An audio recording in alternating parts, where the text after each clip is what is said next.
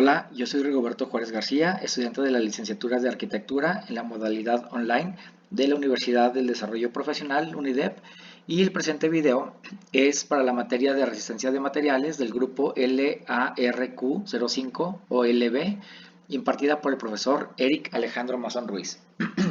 El tema a desarrollar es sobre los tipos de esfuerzos, el diagrama de deformación de acuerdo al esfuerzo aplicado y la ley de Hooke. Comenzaremos por dar una definición a esfuerzo. Pues el esfuerzo es la fuerza por unidad de área o la intensidad de las fuerzas distribuidas a través de una sección dada. Tomaremos como ejemplo una sección de la parte central de este sólido que vemos en pantalla, el cual es sometido a dos fuerzas por los extremos en direcciones opuestas entre sí, que van en direcciones del centro hacia fuera del sólido o hacia el extremo del sólido, causando un estiramiento del mismo. El esfuerzo producido en el sólido podría ser medido de acuerdo a la intensidad de las fuerzas distribuidas a través de dicha sección. ¿Ok? Bueno, pues hay varios tipos de esfuerzo. Vamos a mencionarlos así brevemente. Tenemos el esfuerzo de tracción, el cual se da cuando un sólido es sometido a dos fuerzas en direcciones opuestas y de manera paralela al eje longitudinal del sólido, en sentido del centro al extremo de la figura. Tenemos también el esfuerzo de compresión, que consiste en la aplicación de fuerzas de un sólido, o a un sólido, perdón, en dirección opuesta entre sí y de manera paralela al eje longitudinal, pero esta vez en sentido de cada uno de los extremos al centro de la figura. También tenemos el esfuerzo de flexión, que consiste en la aplicación de una fuerza de manera perpendicular al eje longitudinal de un sólido. El eje de torsión consiste en aplicar fuerzas en sentidos opuestos a maneras de giro en un sólido cilíndrico. El esfuerzo cortante también es conocido como el esfuerzo de cizalla y consiste en la aplicación de dos fuerzas en sentido contrario y ambas serán de manera perpendicular al eje longitudinal del sólido. Bien, veamos un ejemplo de cómo son aplicadas estos esfuerzos o algunos de ellos, de los que ya mencionamos.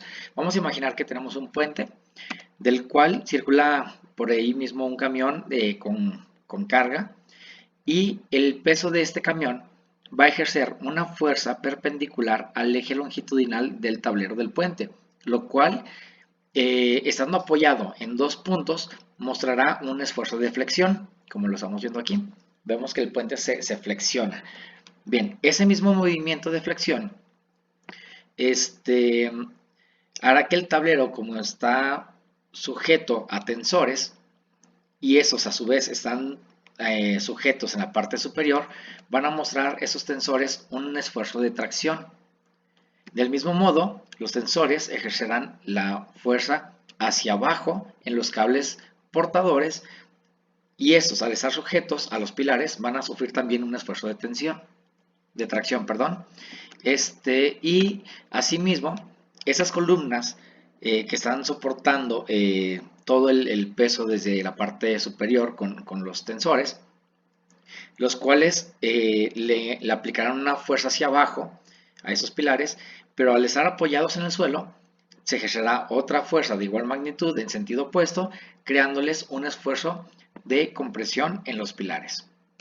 Bien, eso es nada más para mencionar algunos de los esfuerzos de los que habíamos definido un poquito más atrás, para ver cómo una sola carga puede representar diferentes tipos de esfuerzos en diferentes elementos estructurales en un puente. Bien, la deformación que sufren los sólidos se puede definir como el cambio de longitud por unidad de longitud, en el caso de la deformación unitaria normal, pero en el cambio, o también como el cambio en el ángulo entre dos líneas sobre materiales que se encontraban inicialmente perpendiculares entre sí, esto en una deformación unitaria cortante. Bien, aquí vemos un ejemplo de cómo un sólido al aplicar fuerza va a sufrir una deformación. Existe este diagrama que está muy interesante, es el diagrama de esfuerzo de formación unitaria, el cual nos explica que en el eje Y se proyectan los esfuerzos que se ejercen al sólido y en el eje X se van a mostrar las deformaciones unitarias que estos presentarían. Bien, vamos a detallarlo un poquito.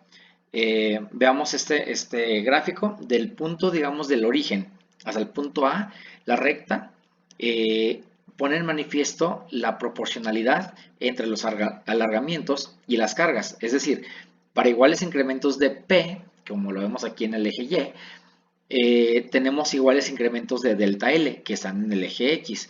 ¿Eso qué quiere decir? Que aquí existe un límite de proporcionalidad o una zona elástica. Eso quiere decir que dentro de este periodo, una vez que se deje de aplicar la fuerza a este sólido, este mismo regresará a su forma original. Ok.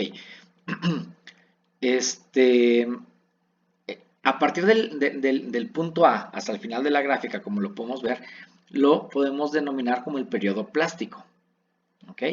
Bien, pasando este punto B, ese es el límite de la elasticidad práctica. Pasando este punto B, las deformaciones crecerán mucho más rápido hasta llegar al punto de fluencia o al inicio de la fluencia. Bien, entre los puntos A y C existe esta zona, la cual es llamada la zona de alargamientos permanentes admitidos, que consiste en que el sólido cambiará su forma, ya una vez que dejen de aplicar la fuerza, ya no va a regresar a su forma normal, pero aún no llega a un daño severo, es decir, se deforma únicamente. El punto C muestra el inicio de la zona de fluencia y el punto D muestra el final de esta zona de fluencia, que aquí lo hemos señalado en la gráfica. Bien, existe después del punto D una curva que es la zona de alargamiento homogéneo. Digamos que al aumentar o al incrementar aún más la carga, los alargamientos serán más notables y lo cual se conocerá como una zona de alargamiento homogéneo. Este punto E muestra el punto de la carga máxima que puede soportar este sólido. La deformación se va a localizar en determinada longitud del material, provocando que se dé un estrechamiento en una sección, lo cual va a hacerlo llegar a la rotura, que es lo que vemos ya en el punto F, aquí en la gráfica. Entonces, desde el punto E, que es la carga máxima, hasta el punto de rotura, se conoce como una zona de estricción. Y pues bueno, para eso también nos podemos apoyar con la ley de Hooke, la cual habla sobre las deformaciones elásticas en los cuerpos y dice que estas son directamente proporcionales a las fuerzas que lo producen. Imaginemos, así como viene esta imagen que ponemos de ejemplo, un resorte que está sujeto en la parte superior y en el segundo resorte vemos que es aplicada una carga, la cual hace que haya una deformación, que es decir, que el resorte se estire un tanto de acuerdo a la carga que se le aplicó. En el siguiente, que es la tercera figura, vemos cómo es que se le aplica el doble de carga y por lo tanto la deformación es el doble de distancia o de tamaño, lo que está causándola. Bien, para terminar, esa es la fórmula de la ley de Hooke, en la que esa ley enuncia que la fuerza deformante es igual al producto de la variación de longitud multiplicada por la deformación y la constante de proporcionalidad. Entonces, podemos concluir, o como conclusión personal, quisiera mencionar que esta ley nos permitirá conocer el efecto del peso sobre ciertos materiales, lo cual es de bastante utilidad para la construcción, ya que la ley de Hooke es sumamente útil para todos los campos en los que se requiere el conocimiento pleno de la capacidad elástica de cada uno de los materiales. Pues eso sería todo. Yo sé que es un video muy cortito, pero espero haya sido entendible y bueno, pues eso sería todo de mi parte. Muchísimas gracias.